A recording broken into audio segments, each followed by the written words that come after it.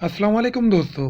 Historical world की एक और तारीखी वीडियो में आप सबको खुशामदीद कहता हूँ। दोस्तों, जब इंसान का ज़हन तरक्की की राह पर गामजन होता है तो बेशुमार ऐसी तख्लीकात मंजरेआम पर आती हैं जो इंसान के लिए फायदेमंद होती हैं। लेकिन जब यही ज़हन जहालत की अंधेरी खाइयों में गिर जाए तो इंसान से ज्यादा वहशी जानवर कोई नहीं होता। और तारीख में ऐसे बहुत सारे किरदार गुजरे हैं जिन्होंने अपने जमानों में वहशतनाक मंजर पेश किए। किसी ने इंसानी खोपड़ियों के मीनार बनाए तो किसी ने इंसानी अजसाम से अपने मेलात की दीवारें सजाई। दोस्तों, आज की वीडियो में भी हम आपको एक ऐसे गिरजाघर के बारे में बताने जा रहे हैं जिसकी तामीर में हजारों लाशें काम आई। ये गिरजाघर कहाँ वाक़या है और इसमें लगाई गई इंसानी हड्डियों और खोपड़ियों की क्या कहानी है, ये सब जानने के लिए वीडियो को मुकम्मल देखें। लेकिन वीडियो में आगे बढ़ने से पहले अगर आप तारीख में दिलचस्पी रखते हैं तो हमारे चैनल को सब्सक्राइब कर लें और साथ में मौजूद बेल के बटन को भी दबा दें ताकि आपको हमारी आने वाली वीडियोस बगैर किसी रुकावट के मिलती रहें। नाज़रीन, जब कभी हम किसी भी मजहब की इबादतगाह के अंदरूनी मंजर का सोचते हैं तो हमारे जहन में यही ख्याल आता है कि हमें उस माशरे के सकाफती रंग देखने को मिलेंगे। जैसा कि मुस्लिम फन तामीर का सोचकर मीनार और ईसाई फन तामीर की बात पर सलीब जहन में आती है, मगर ज़ेर-ए-बेस गिरजाघर इंसानी हड्डियों से तामीर किया गया है जो पुर्तगाल के एक कस्बे में वाक़या है और ये उस कस्बे की सबसे ज्यादा तलाश की जाने वाली जगह है। दोस्तों, कैपला दो सोसिस या हड्डियों के गिरजा के नाम से मशहूर ये चर्च पुर्तगाल के एवरा नामी कस्बा में वाक़या है, जबकि इसके मशहूर होने की वजह इसका फन तामीर है जो कि हड्डियां ही हड्डियां हैं। लेकिन सवाल ये उठता है कि ये गिरजाघर किसने बनवाया और इसमें लगी हुई लाशें और खोपड़ियां किन की हैं। तो ये सब जानने के लिए हमें तारीख में थोड़ा पीछे चलना होगा। ये 16वीं सदी है। सलीबी जंगें अपने उरूज पर हैं और ये चर्च पोप फ्रांसिस के रॉयल चर्च के तहत आता है। इस चैपल की बुनियाद फ्रांसीसिकन राहिबों के मजहबी आर्डर के तहत रखी गई और इस गिरजा की अंदरूनी दीवारों को काफी मुनफरद चीजों से सजाया गया है। हैरत की बात वो चीजें कुछ और नहीं बल्कि इंसानी हड्डियां, खोपड़ियां और ढांचे हैं।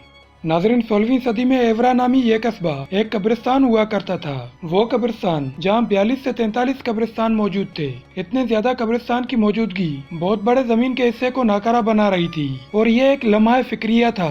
वो जमीन जिसका इस्तेमाल काश्तकारी और घरों के लिए जगह दे सकता था, वहाँ पे कब्रिस्तान ही कब्रिस्तान थे।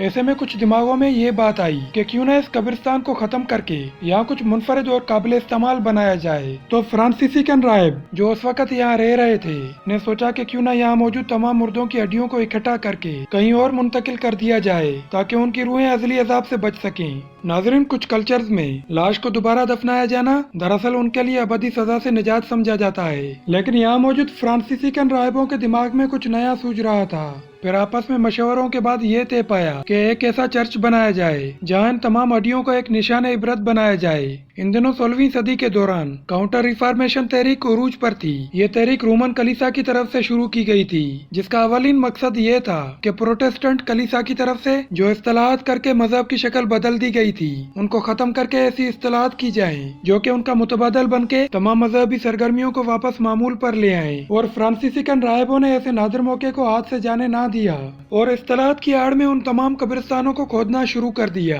ताकि इनमें मौजूद ढांचों को निशान इबरत बनाया जाए, ताकि लोग इस चर्च में आने के बाद इंसानी जिंदगी के फानी होने और मौत की अटल हकीकत को जान सकें और इसके साथ साथ वो शहर की गिरती माशरती इक़दार को भी बदल सकें। दोस्तों, कैपला दो सोसिस का बुनियादी ख्याल सैन बर्नार्डिनो एलियोसा नामी गिरजा से लिया गया जो कि मिलान इटली में वाक़या है। ये गिरजा अपने कब्रिस्तान की वजह से मशहूर था। कैपला दो सोसिस की तामीर के लिए 5000 लाशों को निकाला गया और उन्हें गिरजा की दीवारों में चुन दिया गया। कुछ रिवायात के मुताबिक ये लाशें मुसलमानों की हैं जिन्हें पोप फ्रांसिस कानी ने अंदलुस के सकूत के बाद नसरानियत कबूल न करने पर कत्ल किया था। और कुछ तारीखी वाले कहते हैं कि ये लाशें उन सिपाहियों की थी जिनकी मौत जंगों के दौरान हुई थी, जबकि वहीं कुछ की राय के मुताबिक ये लाशें किसी नामालूम मुतादी बीमारी से मरने वाले लोगों की हैं। आर्कियोलॉजिकल टीम के सरबराह के मुताबिक ये 15वीं सदी में मौजूद लोगों की हड्डियां हैं जिन पर मजीद तहकीकात की जरूरत है। इसके अलावा इस गिरजा की खास बात इसमें लटकी 2 लाशें हैं जिनमें से एक नौजवान इंसान की और दूसरी बच्चे की है। ये दोनों लाशें गिरजा की दीवार से रस्सियों के साथ लटकी हुई हैं। कुछ रिवायत के मुताबिक ये लाशें एक माँ और उसके बच्चे की हैं, जिनकी कहानी कुछ यूं बयान की जाती है। एक माँ और उसका मासूम बच्चा जो सेब के से लाल गाल रखता था, उनको खुशी में खेलता कूदता देखकर एक आदमी सख्त जल बुन गया और उसने इन दोनों की खुशियां बर्बाद करने की ठान ली और उन दोनों पर जादू कर दिया, जिससे दोनों माँ और बेटे की मौत वाक़या हो गई। मरने के बाद उन दोनों की लाशों को कब्रिस्तान में दफनाने न दिया गया और यूं वीराने में बेयार मददगार पड़ी इन लाशों ने चर्च में जगह ले ली और वहाँ लटकी। اسی طرح ایک اور کہانی کے مطابق یہ لاشیں باپ بیٹے کی ہیں۔ باپ جو کہ ایک بدکار شخص تھا، اس پر ایک آدمی کی بیوی نے جادو کر دیا تھا۔ 216ویں صدی کا یورپ جادو کی ایسی لاکھوں سچی اور جھوٹی کہانیوں سے بھرا پڑا ہے۔ اس چرچ کی ایک اور خاص بات اس کے دروازے پر لکھا ہوا ایک مقولہ ہے جس کی تحریر کچھ یوں ہے: ہماری ہڈیاں ہیں یہاں، تمہاری ہڈیوں کا انتظار کر رہی۔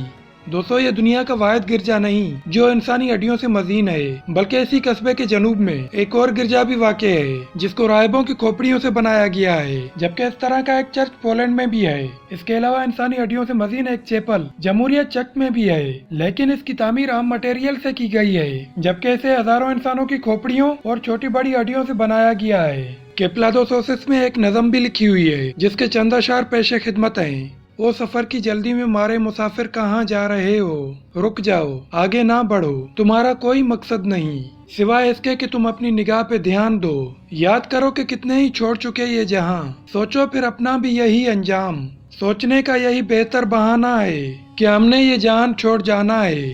دوستو، اس کے ساتھ ہی اگلی ویڈیو تک کے لیے آپ سب سے اجازت چاہتا ہوں۔ اپنا اور اپنے پیاروں کا خیال رکھنا اور مجھے بھی دعاؤں میں یاد رکھنا۔ اللہ حافظ۔